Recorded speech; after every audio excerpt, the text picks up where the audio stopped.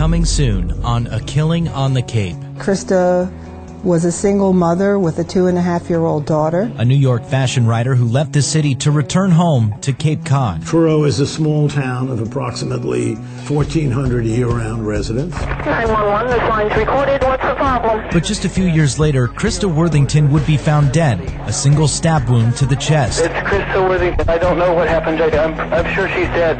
Her 2-year-old daughter was there nursing on her body. Okay. I knew that there was no helping this woman. She's gone. Investigators tasked with the most high-profile case in Cape history. The idea that this horrendous murder occurred here is really something that may not happen again ever. Forcing police to take some unorthodox steps to solve it. It drew national attention because police tried to find the killer by asking every man in a small town to submit DNA. To invade everybody's privacy in the town is just a bit ridiculous, and I feel as an American citizen it's just wrong.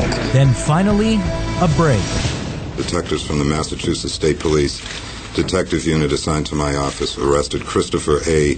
McGowan, age 33. A guilty verdict after a weeks-long trial, but Truro, Massachusetts is a small town where gossip swirls. Suddenly, people had fodder. The gossip mill went crazy. It was like taking a radio broadcast and cranking up the sound. And now, more than 10 years later, some still believe Chris McGowan isn't the right man behind bars. He was, somebody that the police felt was a very, very possible killer. All they want are the numbers, the convictions.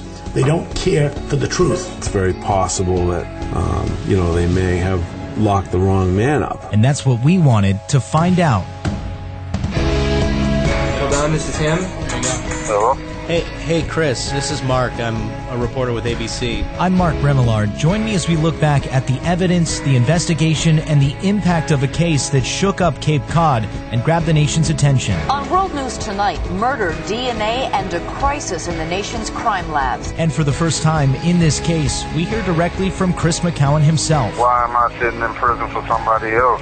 From ABC Radio and 2020, this is A Killing on the Cape. Well, thanks again for coming. Oh, thank you. Shining the light on this. Coming this October.